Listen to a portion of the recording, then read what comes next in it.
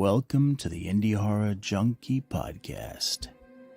Tonight, you will be joining Rotting Ricky and Asylum Amy as they play host to some of the true movers and shakers in the indie horror scene.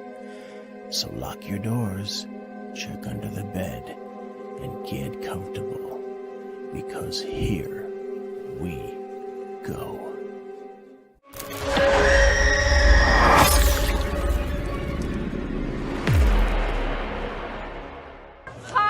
And I'm Sylvia Saska, and we're the Saska Sisters. And this is Indie Horror Junkie! Indie Horror Junkie!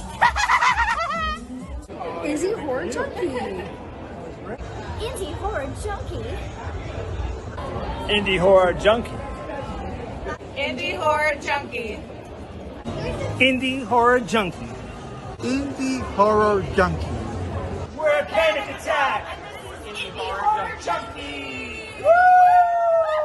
Indie Horror Junkies! Indie Horror Junkie! Indie Horror Junkie!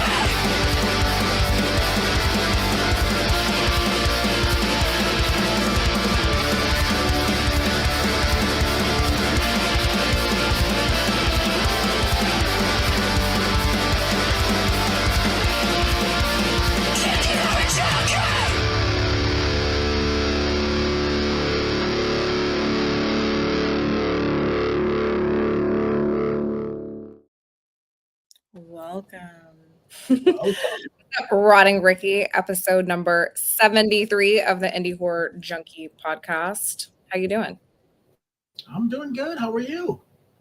Ready to rock and roll. We have the lovely, beautiful, and talented Anastasia Elfman on the show tonight. We're going to get to her soon. Lots to catch up on and go over there.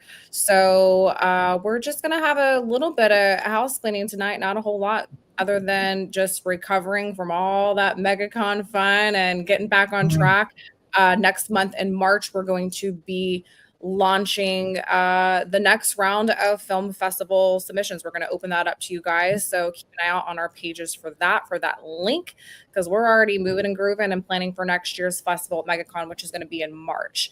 So again, just enjoying the ride that we had a couple weeks ago with all of our friends from Screamboat and The Fetus and The N and Mutilator 2. And everybody that came and joined us. Thank you again so much for making it such a memorable and fun weekend. We definitely are never going to forget it, and we're setting the bar even higher for next year. So definitely keep an eye on the Junkies.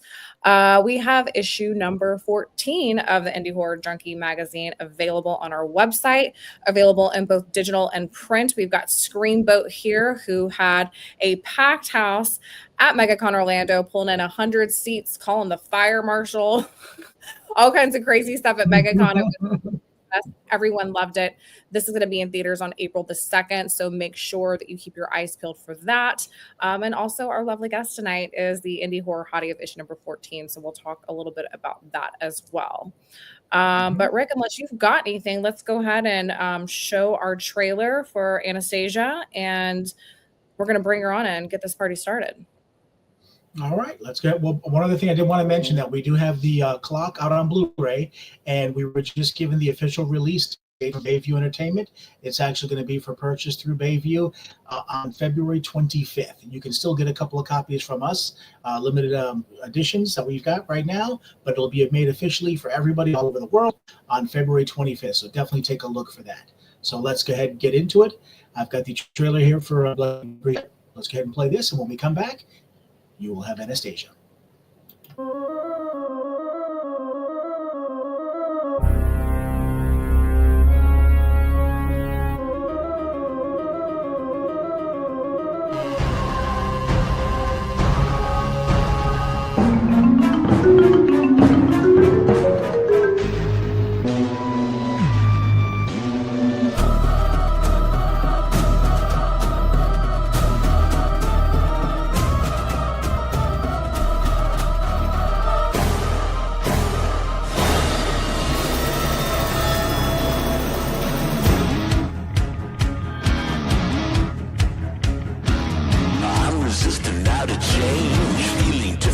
can be very strange. I am feeling a compelling urge to enact some kind of purge.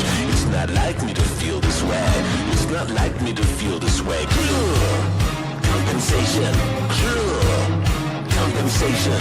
Living a lie gets so easy to take because time has no friends, no beginning, no end. Perpendicular anomalies. Carve my space inside my energies. Take my weapon before I forget. I'll do something that we both do. It's not like me to. It's not like me to feel this way. Feel this way. It's not like me to. It's not like me to feel this way. Feel this way. It's not like me to feel this. Feel this. Feel this. Feel this. Feel. That. Oh, is this indie horror junkies? Is this, Oh, yes, it is. did I make Oh, what it? a pretty magazine. Oh You my made it, honey. goodness. Look at this gorgeous, lovely, thought out 4-page spread. Mm. Oh my god. Continued full article at indiehorrorjunkie.com, ladies and gentlemen. Hello, friends. Thank you so Thanks, much for Mimi. coming back on. We had you on last year. We had to bring you back on because you have been busy. You're just one of those faces of women in indie horror right now. And we wanted to highlight you as the indie horror hottie. And it's, as you guys know, it ain't just about being hot and beautiful. It's about the brains and the talent and the drive and the entrepreneurship and everything that it takes, the dedication, the relentlessness, working harder than everybody else around you to get to that next level of indie horror artistry and performance. This is what we do. And you, Anastasia, are doing it. That's why we're bringing you back, because you're setting the bar high and we're taking notes. We want to know what you're doing and where you're going and where we can find you. I don't even know where to get started first because there's so much to go over. It's just really great to have you back. Let's, maybe talk about your upcoming performance. Don't you have an upcoming performance this weekend? Okay, so we have an upcoming festival that is showing Bloody Bridget in double feature with Reanimator for Reanimator's 40th anniversary. And so one of our producers is Brian Usna on Bloody Bridget. And so the film festival director put us together as a double feature. And so we're not able to go there, but I'm so excited about this double feature and screening event that they're doing. And I love the festival. They're very inclusive and support, indie filmmaking and women in horror and everything. So that's this Friday, I believe. And I think it's in Georgia. Oh. You're not too far from us. Yeah, the dirty South. Well, let's talk about a little bit about Bloody Bridget. We actually had the pleasure of having you and Richard on the show before, and you were a part of our film festival last go round, and it was definitely a judge favorite. You guys have such a unique style and perspective and take in your storytelling through film. So why don't you give everybody a little bit of an idea of what this film is about and some of the creativity and music and artistry and ideas behind it? Oh man, I mean, that's such a packed question to answer, because usually this is my husband who wrote and directed and produced the film. This is where he usually picks up the slack for me. But basically, so my husband, Richard Elfman, he wrote, directed, produced. We self-financed Bloody Bridget.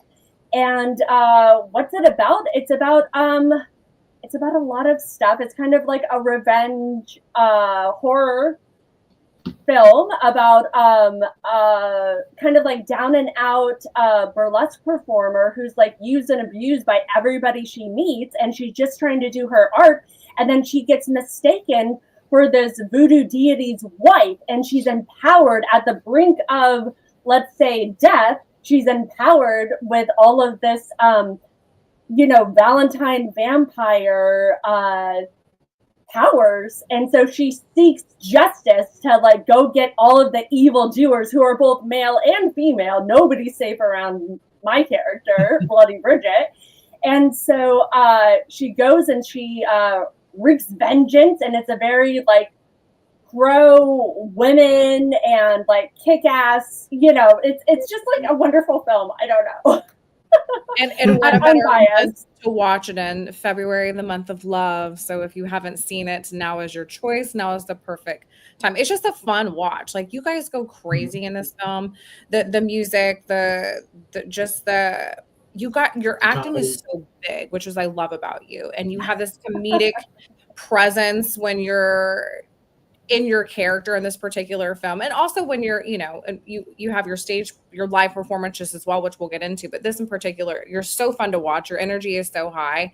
It's one of those films that it is a fun rewatch. Like, it should be your annual February Valentine's Day go to, get a bag of popcorn, pour yourself a drink and hang out and watch Bloody Bridget. It's a lot of fun. Yeah, I feel, I'm very biased, but I love the film and I think it's totally fun. And yes, Valentine's Day, Valentine Vampire. So now it's like a holiday film, I guess. I don't know. and the title is bloody, and there is some blood, you guys. And I know that a little bit that you do have a professional background in effects. What was your role in effects on this film in particular? Because I was, other than being, covered in it. Yeah, I was literally in every single scene, so I didn't have a lot of time on set to like lend a hand or anything. Luckily, we had your hands holding the heart. Right? Yeah, that's the only way that I could help out, was actually doing my acting bits. No, I didn't do any of the effects this time around. We had a great team over at work near him, Soda Effects, and he and his team. We've got, was it Kenneth Calhoun and Jake Barber, and just like his whole team. They were fantastic. And it was like crazy because we're indie, so we ended up doing all of the kills. There's like 5 or 6 kills in the film. And so we did them back to back on one day. So it was like 16 hours of all of these insane kills. And it's not just getting like one angle, it's getting them from several angles. And then like you only have one like body cast with, because my whole thing is like I rip out the beating heart of my victims, right? And so like there's a moment, and I'm very like pro effects, right? like practical effects. So I wanted it to be like a practical piece, which I kind of regretted a little bit because it like ended up ripping off like my acrylic nails and stuff, and it was so painful. But we have it. That is painful. Holy cow! I had like micro abrasions all over. It was so painful to get my nails redone. It's just like little girl facts of like dying. It's fine. But it's not fun when you're on set and you're trying to work. Yeah, yeah, because like the character, it's funny because it's like she had regular red nails, and then when she went into, because like basically I played like 2 like dual characters, so it's like sweet and innocent kind of Bridget O'Brien, and then when she's demon Bloody Bridget, she has these really long talons that I had to like put on like while we were doing it and try not to like flick one across the green screen stage, but yeah, what are you gonna do? I love I've got that. a bunch of pictures. Yeah, I got a bunch of pictures here. We can bring them up, and you can kind of tell everybody a little bit about them. There's some Bloody Bridget stuff as well as other stuff as well. Okay, well, hopefully they're PG. Oh, yes. Yeah. That's our poster. Okay. Yes. Who did the poster? Yannick, our artist friend Yannick, and I'm blanking on his name, but I have severe dyslexia, so I feel like I get a hall pass on this one. Hall pass. Sorry. But he's so talented. Yes.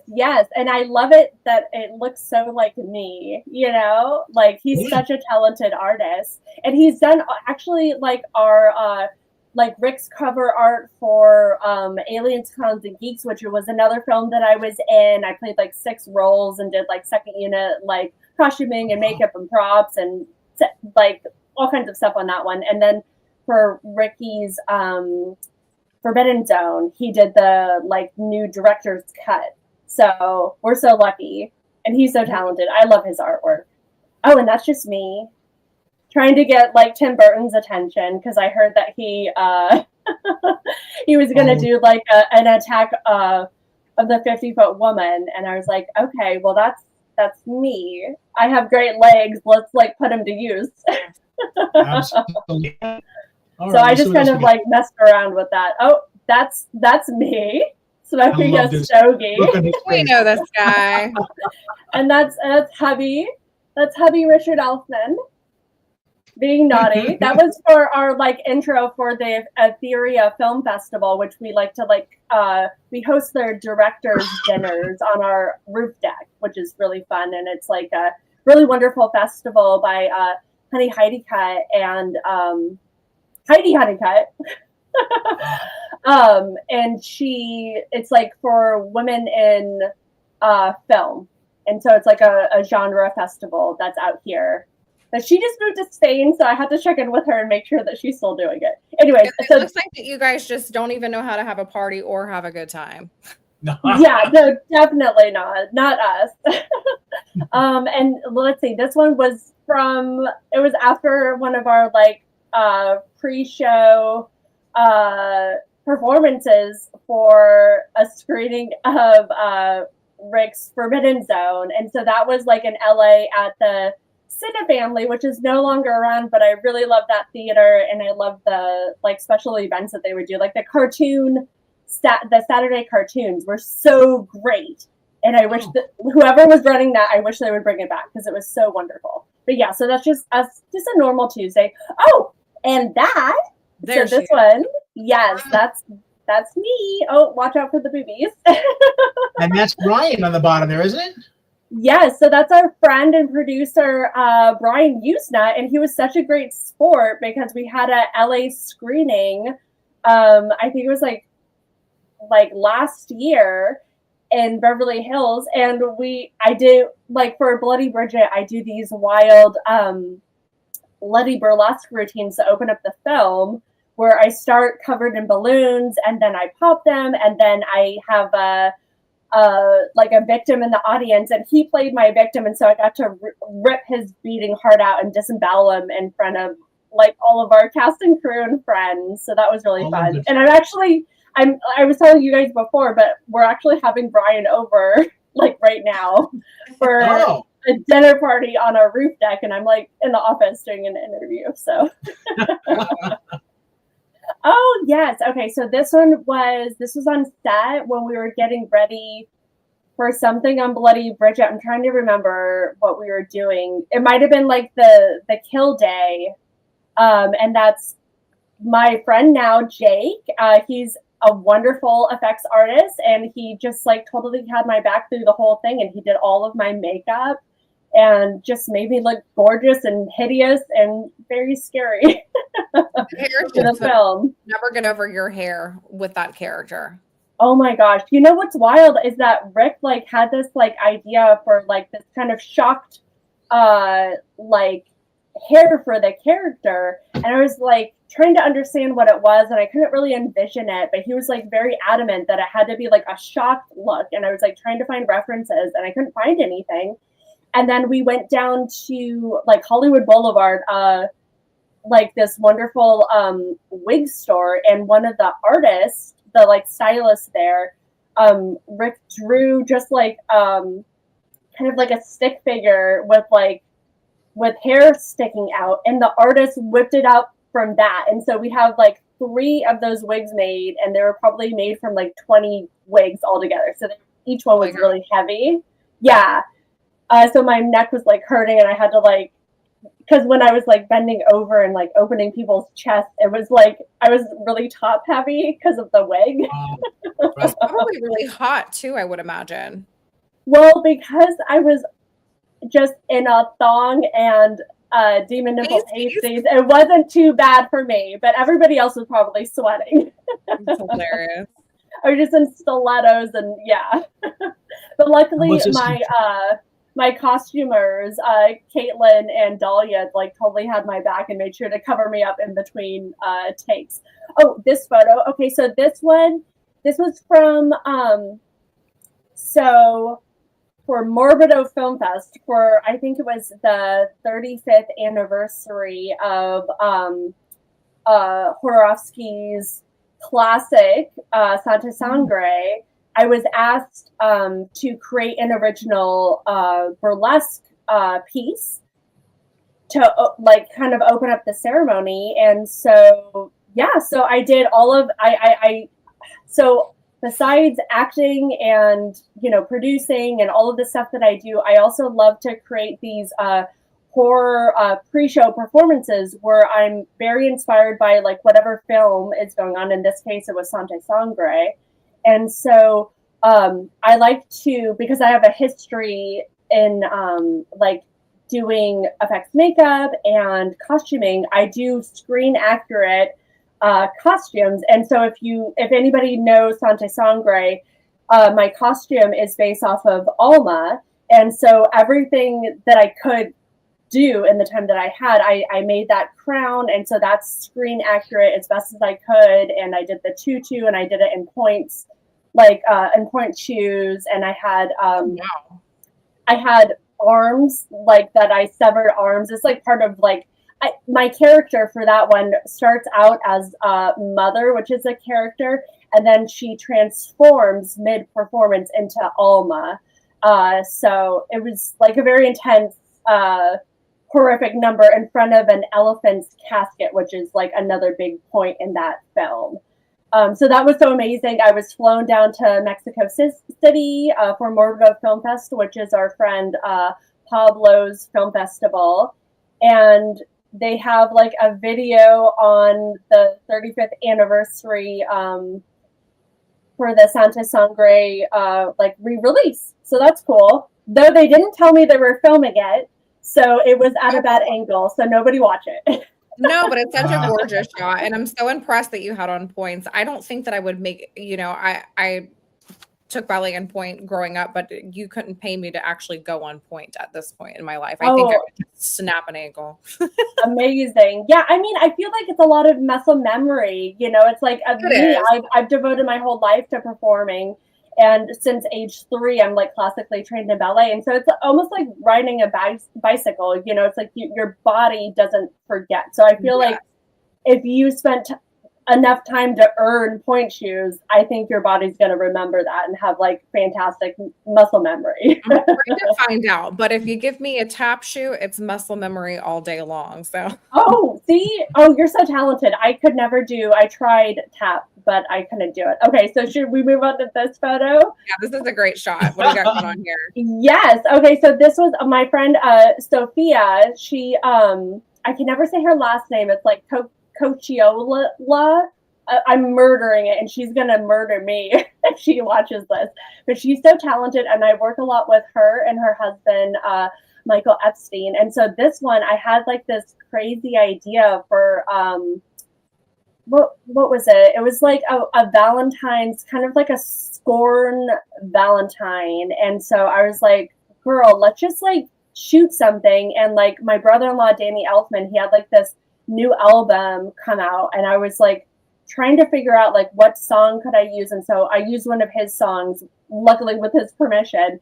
And so we kind of did like a very weird music video that I don't think anybody has seen. But so afterwards, after we shot all this stuff, we did like a little photo shoot. So this was just like a little fun, weird girls hang out. And this is part of it too. Yeah.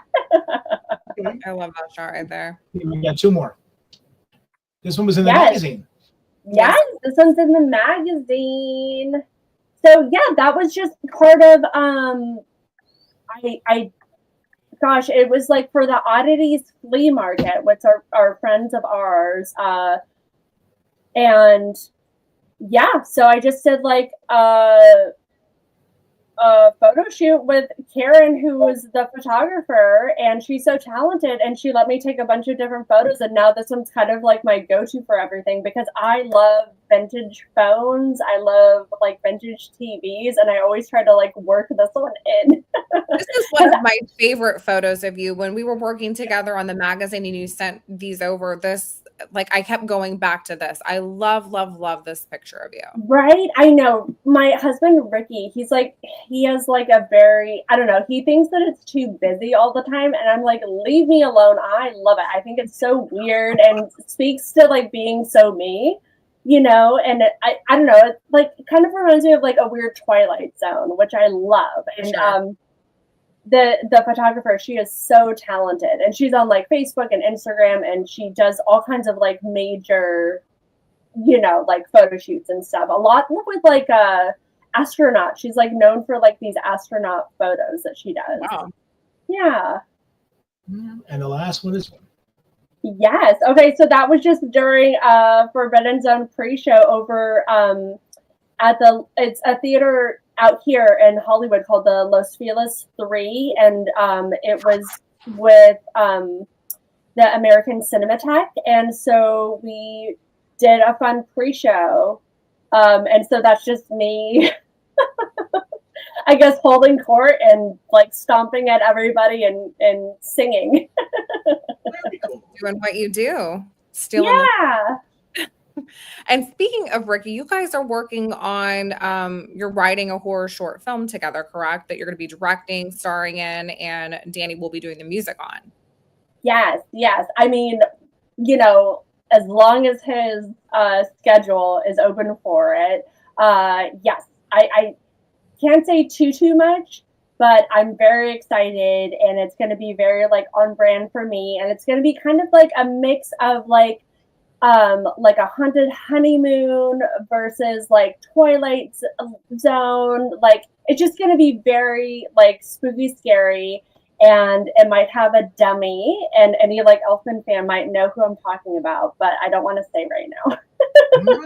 No spoilers. And do you guys have anything in mind of, you know, anything projected timeline on that we could be keeping our eyes out for, or just it's in the works, you guys are quietly working on it in your own time, developing it in one way?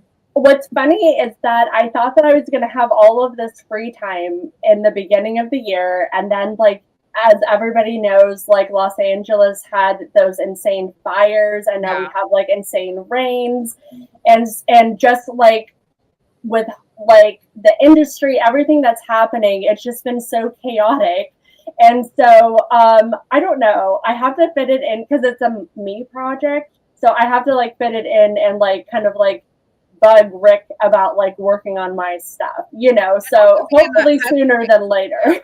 Be in that headspace, because you guys went through a lot. That was, you know, I know we were checking in like, is everybody okay? Because it was just it was a lot. So definitely can understand just trying to make sense of what's going on and getting back to the swing of things, and just trying to figure out the new normal out there, you know? Yes, and thank you so much. I was going to mention that at some point, like, thank you for being so kind and checking in. I feel like when everything was happening, it's like everybody that I've ever met before in my life was like checking in, and I felt so bad that I couldn't get back to everybody, but it was like, it was so intense, and we were just, it was like when it hit Hollywood, because it had been in the Palisades, which is like across town, so that's like, it's like 20 miles away, but it might be like an hour of driving traffic, so that's kind of far from where we are. So, and the whole time that I've lived here, almost like 15 years with Rick, we've never had any close fires, so I've never experienced that. And then there was one in like Runyon Canyon that is like a mile away from us.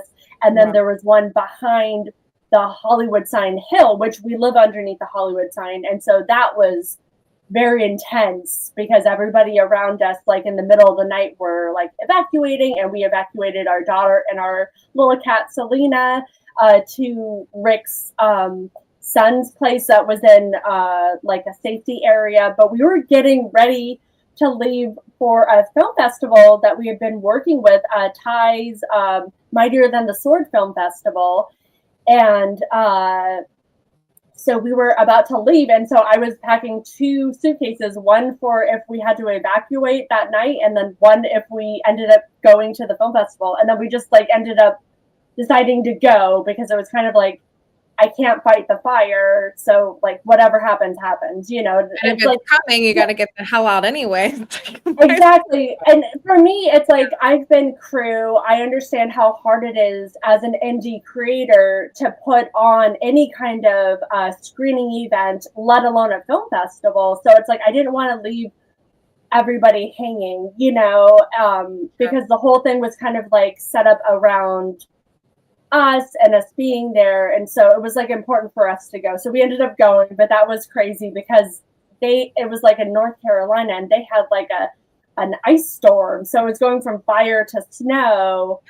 And it was just like a nightmare coming home. It was like a 9-hour delay after running through like it was like Atlanta airport, like I don't know, like going underground, and like it was just such a nightmare. Don't get me going.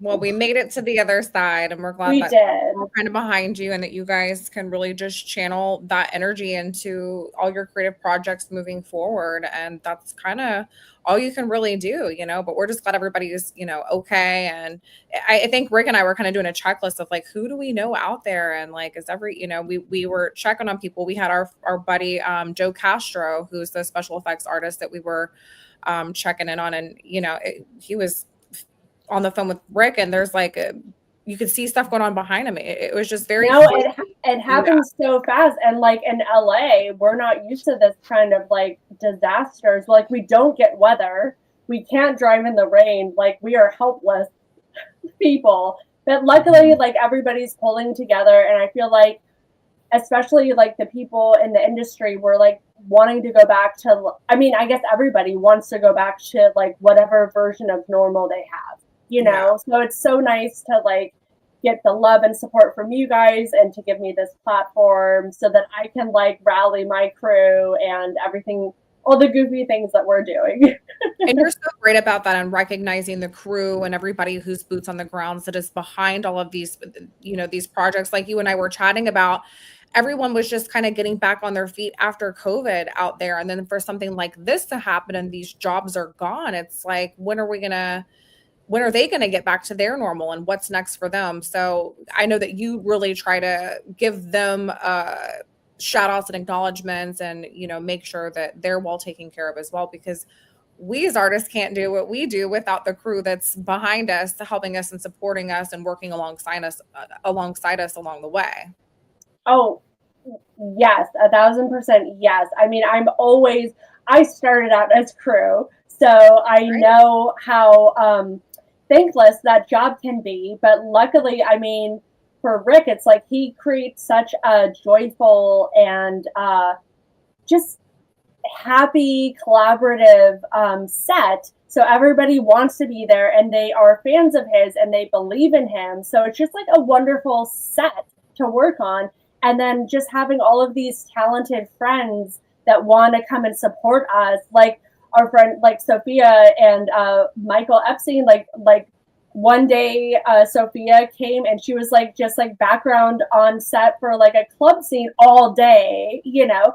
And our editor Andrew Kasich, he was also in the club scene. It's just like all of these like little Easter eggs of like using friends, like our friend Josh Milliken, who's so talented, and he's like an author and a wonderful writer with like entertainment. But yeah, so I'm always like very pro crew and giving them their shout outs, because I mean, literally we're nothing without them. Like, how would I look so gorgeous or terrifying without a kick-ass like effects and makeup crew? How would I look so stunning in like wearing a potato sack or so, you know, like without my wonderful costumers or set designers, all of that kind of stuff. Yeah, our VFX artists like Kevin Kuchever, like he was so kind and kind of came out of retirement for us. He's such an amazing VFX artist and animator. He's done like everything from like Gremlins and RoboCop. I'm always shouting him because I'm such a huge fan of his work. I don't know. We just had such an amazing crew. I mean, also like our friend Ego Plum, who's so wonderful, and he's like helped compose with Danny, who did like our film score. And in that trailer, you get to hear an original new Danny Elfman like score. You know, like, isn't that cool? I don't know. It's just so much fun. The collaboration, and everybody becomes this family unit when you create an environment that people can be comfortable in, and it makes you want to work hard, you know? So you guys have, you know, all that figured out, and I'm glad everybody is good. That's the main thing there. But let's get into some of your upcoming indie horror films. I mean, you are really doing the thing in indie horror. Like we were talking about in the pre-show, I've been, you know, keeping an eye, watching what you're doing. Do you want to talk a little bit about Pool Party Massacre 2 and your involvement in that, and all the fun, fiery details that were incorporated in that film? Yeah, so we shot that, I think it was like last August. So it was like very hot in Las Vegas, which it is not my, like, I should not be in Las Vegas during a heat wave at all. So, and it was crazy because Drew Marvick, so he wrote and directed the film Pool Party Massacre 2, and he let me, he's so kind, because I'm very hands-on when I am acting in a project, and so he let me come up with my character's like costume, and so I picked like, I wanted her to be kind of like rocker. So like I picked like these black jeans and like Doc Martens and a shirt, and I was dying through the whole shoot, and I had nobody else to blame but myself. But it was such a great shoot. Everybody, I mean, it was really fun. I got to wear a Reanimator shirt with Brian Usna's blessing, so that was super cool. And I got to use like a flamethrower for a scene, which was so kick-ass, and I had no idea how heavy they were. I know. Look at Anastasia doing her own stunts. This is a heavy piece of machinery here. It's no joke. It was so heavy, and I had like, because Drew reached out, just making sure I was comfortable, because like, you know, I'm a mommy, I'm a wife, like I don't want to get burned, you know, like but I want to make sure that he gets his vision, and I definitely want to have a fun time. So I was like, yeah, I'll do a flamethrower, what the hell? And so I started doing like this little research, and I was like looking up at like John Carpenter's The Thing, like that flamethrower, and like on like, what was it, like Alien 2, Ripley's flamethrower. And so I was thinking that it was going to be like, I don't know, like a backpack kind of situation where it wouldn't be too heavy. But this one was all like this like gun that felt like it like was 60 pounds. It was so heavy, and I feel like in between shots I'm like shaking. Yeah, had I known it was so heavy, I would have definitely like worked out my arms much more leading into filming, you know. But we had a really fantastic stunt like crew, and there was somebody who was in charge of the like flamethrower and everything. And not to give away too much, but there's a point where somebody catches on fire, and that was insane to have so much pressure, because it's like we've got one take, and I had some choreography that I had to remember just off of like just on the whim, you know. And I'm a dancer, so it's like I generally like a lot of rehearsals, and so this one we just had to do it very, very quick, but very safe. And so it was very nerve-wracking to like actually light somebody, like a stunt performer, on fire.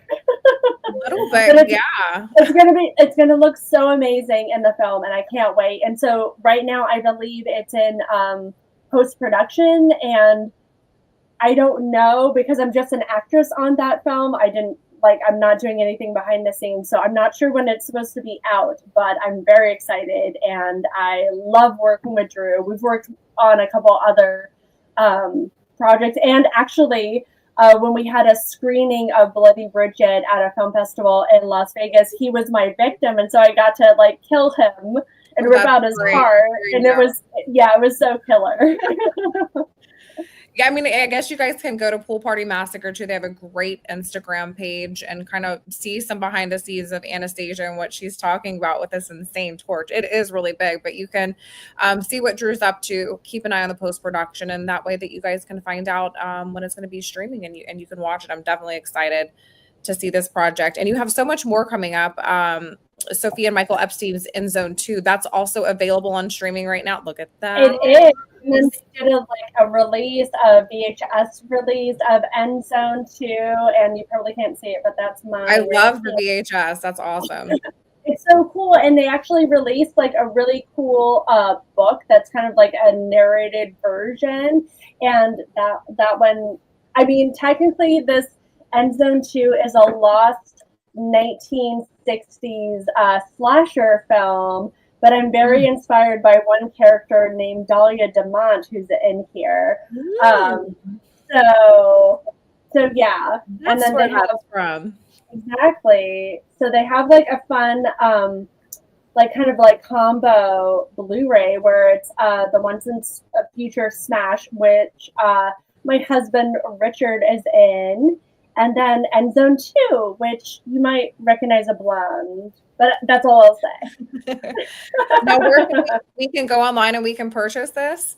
Yes, it's like available everywhere right now. So yeah, it's really fun. I saw it at what was it? It was at Scream Fest in Hollywood at the Chinese Theater, which is always a fun place to go watch movies. And it's full of like amazing history too. Like if you've ever watched like I Love Lucy, Steal John Wayne's, I guess Boot Prints. I'm a big I Love Lucy fan. But so I saw it there and it was so funny. I think I started crying. Were you a big I Love Lucy at nighttime before bed? Because that was me. I would watch the reruns as I would fall asleep. You know what? I like to watch it in the morning when I'm doing different things, and it's there really so funny. Bad time, is there? There's not. At nighttime, I like to watch kind of like a Seinfeld as a palate cleanser because usually Richard and I are watching like scary horror films or like English murder mysteries like Vera or Endeavor. We love English like murder mysteries. I don't know. We're so goofy. But then we'll do like a Seinfeld episode so that we can go to sleep. Yeah.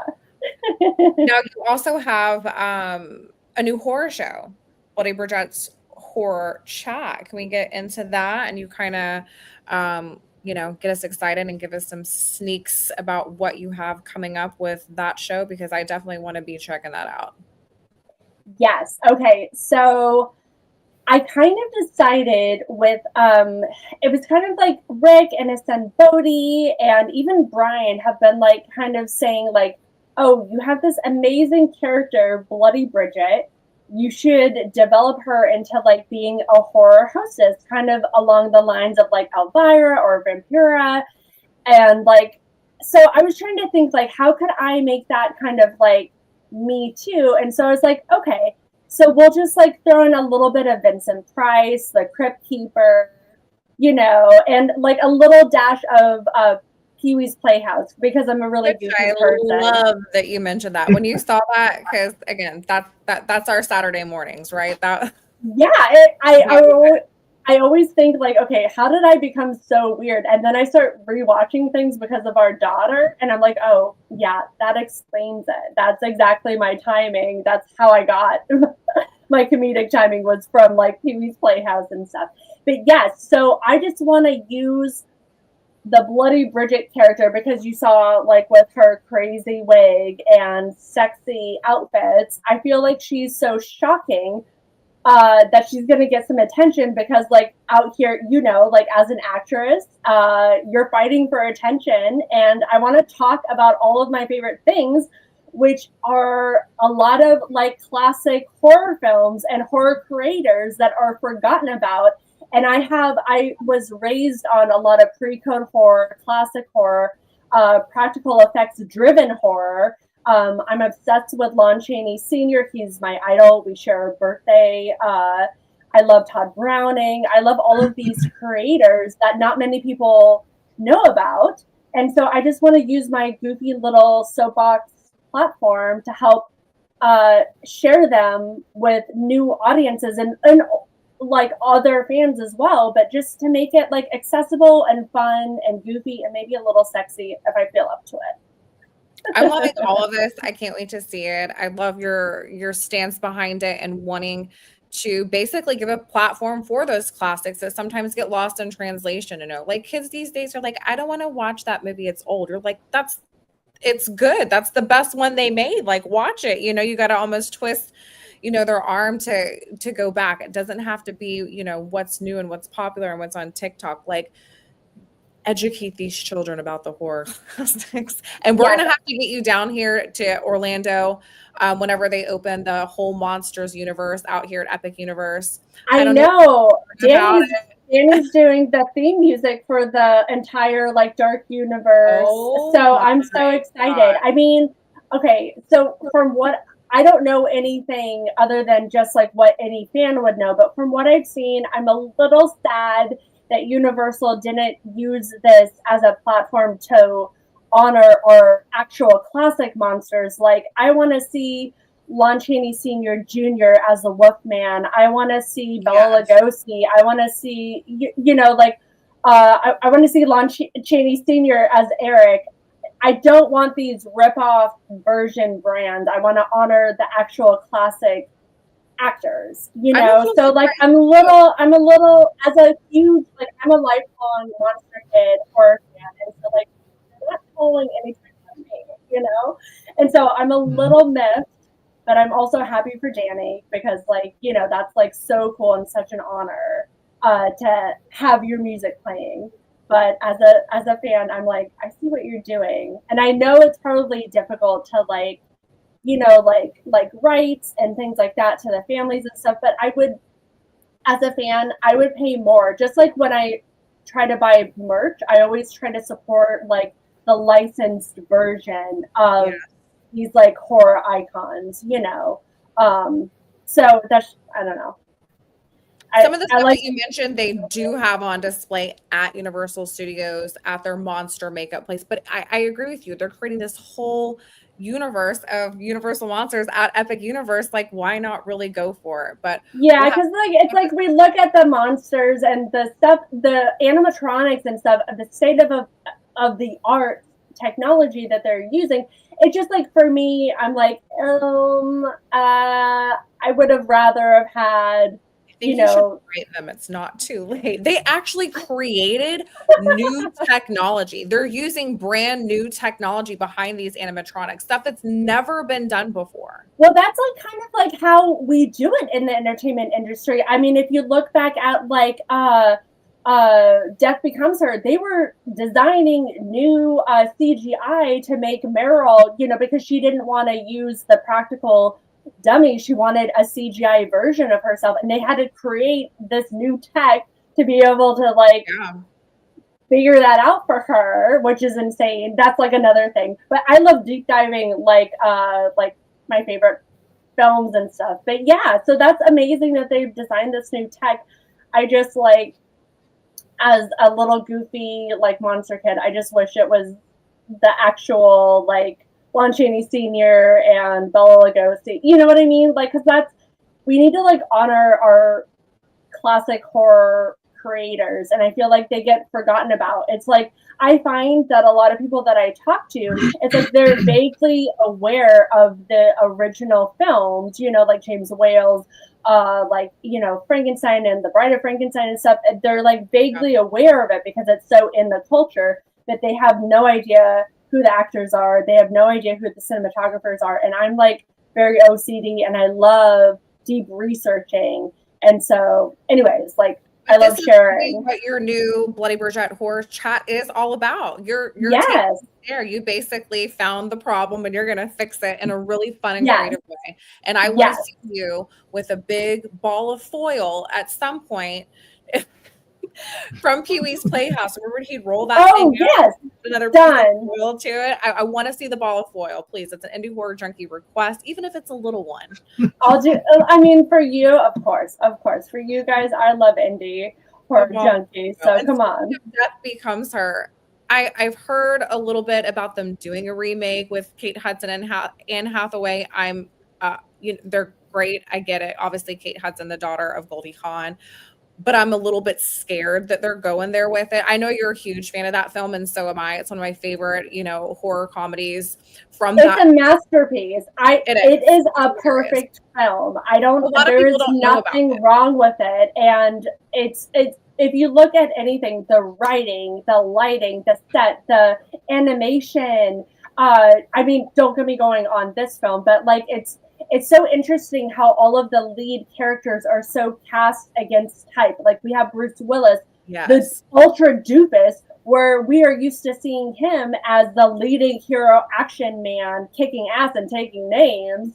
Yippee-ki-yay, mother effer. I don't know if I can curse over here. But, he's shooting it up. And then in this film, he's like a boozy Undertaker, basically, after Meryl has her way with him. And then the whole switching that they have, total perfect character arc. Just so good. So hilarious. Even when they took Goldie Hawn and they made her, how do you make her ugly? But they... Yeah, they gave her a character arc, definitely. And she went and she saw Liesel, and she is on a path to destroy Meryl, Such a but fun it's so good, and it's so quotable. Like every line is so hilarious, and I could that's one of those films. That's why I say it's a perfect film. It's one of those films that you can put on at any point in the film, and you just sit down and you just start watching. It never gets old. I always wanted to mind with the jewel top and yes, Isabel. Yeah, with your costuming, you probably could pull that off. I'd be over here for 5 years trying to figure it out, but I'll just have to commission you for that. But yeah, if they do decide to remake it, I hope it's very thoughtful. I hope the original cast is involved. Some of them, obviously, Goldie and Meryl would be, but I don't know. I wish they would leave it alone, but what do I know? Well, I'll tell you, we do know because we're huge horror fans, right? So it's like these studios need to start listening to us and start making films that we actually want to see and not do these remakes of classic masterpieces, But it's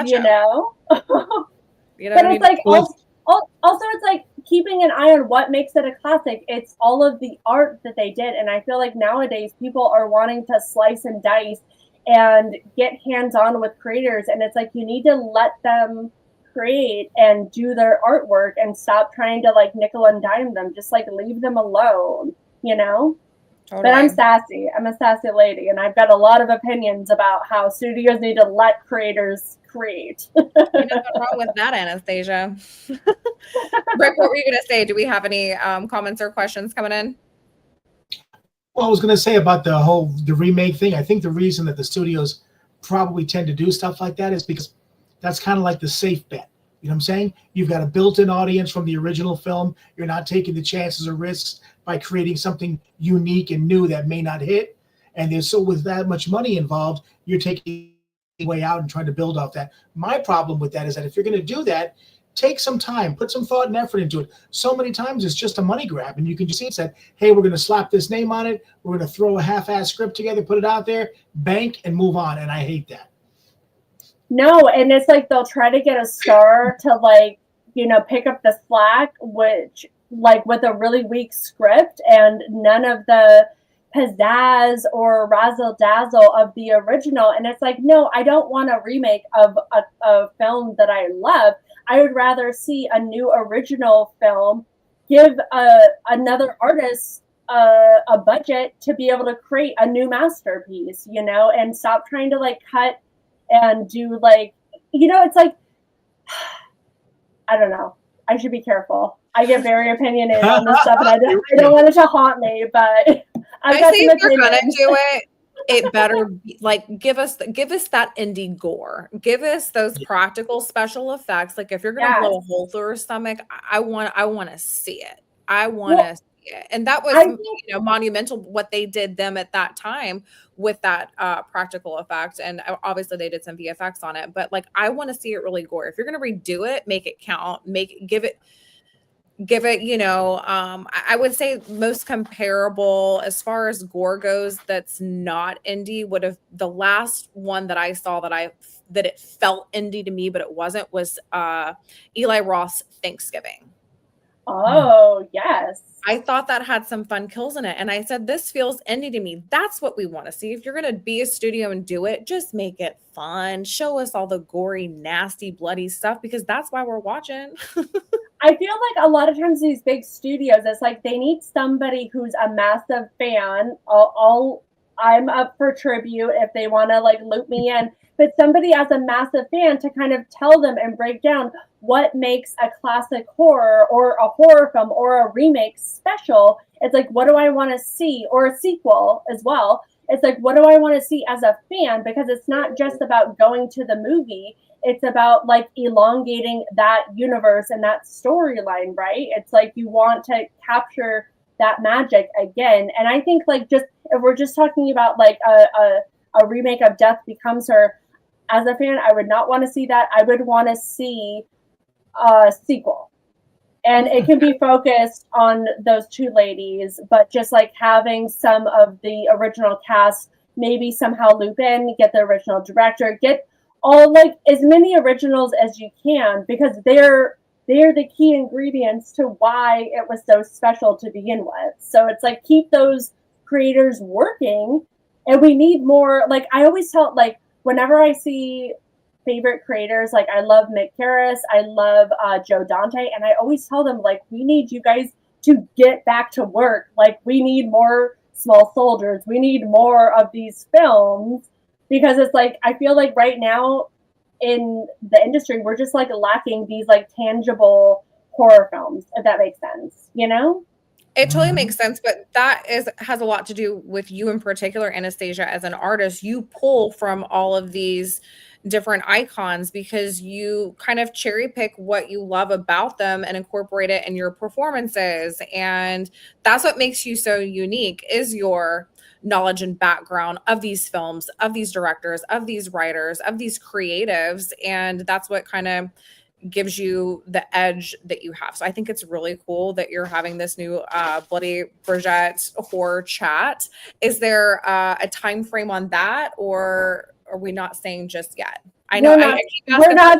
No, I know, and thank you. I appreciate being put under the spotlight. No, there's like as soon as possible. I just have to get my shit together and do it, because it's more kind of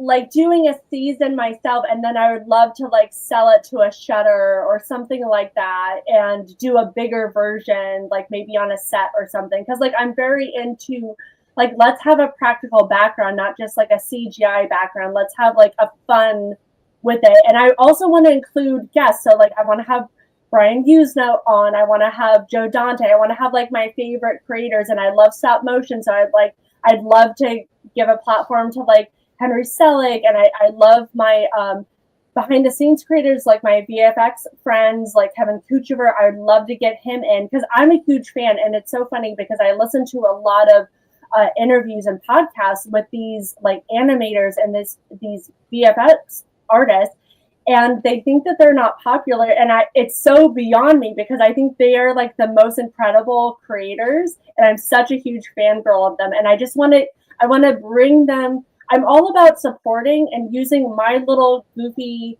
platform to like lift up and support everybody around me who is so talented, because we are in Hollywood, we're surrounded by a lot of hacks, and I happen to know a lot of like really great talented creators, and I just want to like show them off and support them. And I'm hoping that this, like the Bloody Bridget show, I think there's definitely going to be an audience who wants to know, like me. I love listening to these interviews and getting all these behind the scenes facts and stuff. And I just want to do that. And, I just want to support everybody. while being weird and goofy. You're in the right place. That's what the indie horror junkies are all about. We want to have fun and we want to bring everybody with us, and everybody has so much to give and so much to share. So why not give them a platform to do so? And that's exactly what you're doing. And I think it's going to work and be really successful. So I'm definitely going to be stalking your page, keeping an eye out for that. And I'll get with you later because some of these artists you mentioned, we definitely need to give them a platform through Indie Horror Junkie as well. So if we can get them in the magazine, if we can bring them on the podcast, I'll get with you. I'm going to hunt down Drew. We're going to get him into the podcast and the magazine. Yeah, let's get Sophia and Michael. Let's get all of our buddies. Everybody. I'll get with you. We'll make a list and let's just keep the party going. Let's celebrate what everybody's doing in the industry. Let's all support and elevate each other and get everyone's work out there so that we all can continue to grow together as a group of indie artists. There's no other way that we want to do it. It just makes it so much fun. And you're so much fun. And we're so thankful that you came back on the show. It's 9:00 already. I don't know how that happened. Because I think all night if you guys can't tell. But what we're going to do is pop you back in the green room to give you a proper goodbye. But is there anything else that you want to share before you leave? Let everyone know your proper social to follow you on Instagram. And you guys give her a follow, keep in touch, and keep an eye on what she's doing next. Yes, I mean, I'm a little tricky on Instagram. I'm under my stage name right now until I can figure out how to get it to my actual name. So I'm under Dahlia Demont on Instagram, but Anastasia Elfman on everything else. And I have a website, AnastasiaElfman.com, and then our films, so like Bloody Bridget, Aliens, Clowns and Geeks, and Forbidden Zone all have their own film pages. And so we're touring, we're doing live performances, wild event screening all around, and it's Rick's 45th year for Forbidden Zone, so we're gearing up for a wonderful tour for that. And I just wanted to say thank you guys, because I see everything that you guys are doing, and I am so grateful as an independent woman in horror, just like clawing my way through and trying to get support for all of my goofy projects. And you guys are so amazing, and I am so grateful to have this platform to talk about my goofy stuff. And I really cherish our friendship. So thank you guys so much. And I love everything that you guys are doing. Well, the feeling is mutual. We love everything about you. That's why we had to bring you back on. And let's keep the conversations going. Let's everybody keep in touch and just keep promoting the heck out of what we're doing. That's what it's all about, and that's why we're here. So thank you again for coming on. You guys follow her on her socials. Keep in touch, and we're going to bring you back in just a second to give you a farewell for now. But I'm sure we'll be bringing you back. We're going to be bringing you back. Thank you so much, Anastasia. Wow. I mean, like you said, when you said 9:00, I had to look. I know, you look at the clock, I was like, what is going on? But huge fan of Anastasia, everything that she does, what she represents, who she is, not only professionally, but personally, just all around extremely talented, warm, and just wants to share her art and bring everyone with her. And that's what the Junkies are all about. And that's why she's a favorite of ours. But thank you guys for watching episode 73 with us. We'll be back next week with more indie horror topics and fun and, talking anything and everything horror. So Rick, unless you have anything else to say, let's call it a night. Just see you next Wednesday. Later, Junkie.